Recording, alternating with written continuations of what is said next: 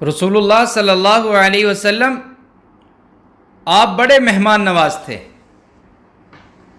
مہمان کی قدر اور خدمت بڑی سعادت کی بات ہے۔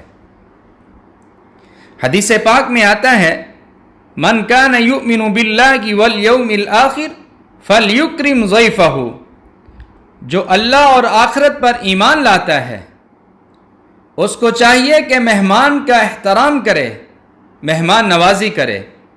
گویا یہ اللہ اور آخرت پر ایمان کی ایک نشانی ہے کہ مہمان نوازی کی جائے، اور یہ حضرت ابراہیم خلیل اللہ کی سنت بھی ہے، اور رحمت کائنات صلی اللہ علیہ وسلم کی سیرت کا ایک باب ہے کہ آپ مہمان کی آمد پر بہت خوش ہوتے تھے، اور جو کچھ ہو سکتا تھا آپ مہمان کی خدمت میں پیش کرتے تھے۔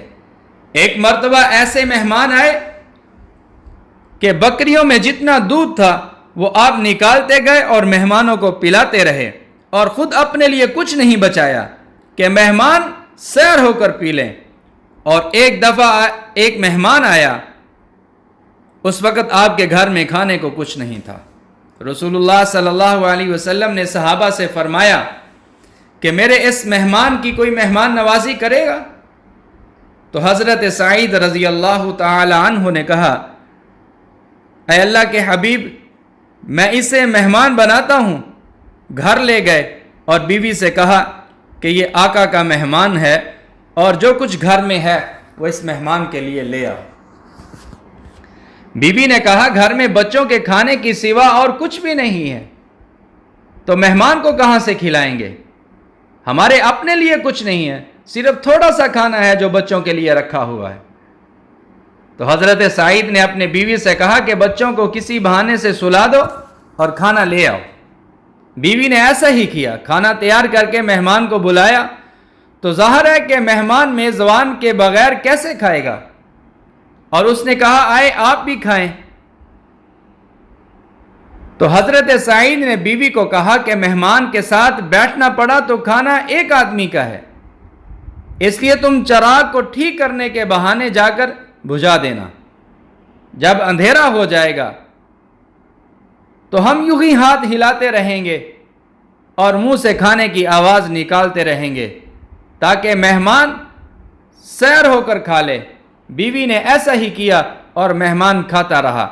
اللہ کو یہ ادا اتنی پسند آئی کہ اس پر آیت اتری وَيُؤْثِرُونَ عَلَىٰ أَنفُسِهِمْ وَلَوْ كَانَ بِهِمْ خَصَاصَةٌ، اور میرے محبوب پیغمبر کے صحابی ایسے ہیں جو اپنی جان سے دوسروں کو آگے رکھتے ہیں، اگرچہ وہ خود حاجت مند کیوں نہ ہوں۔ صبح وہ صحابی آئے تو رسول اللہ صلی اللہ علیہ وسلم نے پوچھا بتاؤ رات کیا واقعہ ہوا؟ انہوں نے بیان کیا تو آپ صلی اللہ علیہ وسلم نے فرمایا اللہ تعالیٰ اس بات پر بہت خوش ہوئے اور یہ آیت نازل فرمائی، یہ ہے اسلام اور رسول اللہ صلی اللہ علیہ وسلم کی سیرت۔ بات یہ نہیں کہ ہم سنتے رہیں اور خوش فہمی میں مبتلا رہیں کہ ہم تو اس کے عاشق ہیں، لیکن کچھ کر کے نہ دکھائیں۔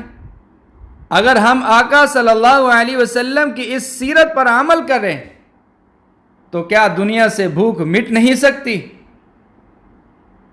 میں نہیں کہتا کہ ہر آدمی کو محل تعمیر کر کے دو، کوٹھی بنگلہ لے کر دو، کوئی مطالبہ یہ نہیں کہ کوئی مسلمان بھوکا نہ سوئے۔ سردی ہے تو کپڑا ہو، سر چھپانے کے لیے خیمہ ہونا چاہیے، لیکن آج ہم کتنے ہی مسلمان ہیں کہ پڑوس میں خالی آسمان کے نیچے بھوکے بچے بلک رہے ہوتے ہیں، اور دوسری طرف منو کھانا ضائع کر دیا جاتا ہے، اور ادھر بچے کے ہاتھ میں خشک ٹکڑا بھی نہیں ہوتا۔ کیا یہ اسلام ہے؟ ایسا کر کے کیا ہم اللہ کی رحمت کے امیدوار بن سکتے ہیں؟ اور کیا ایسے معاشرے پر اللہ اپنی رحمت نازل کریں گے؟ بات سوچنے کی ہے۔ اللہ تعالی ہمیں عمل کی توفیق عطا فرمائے۔ وما علینا الا البلاغ المبین۔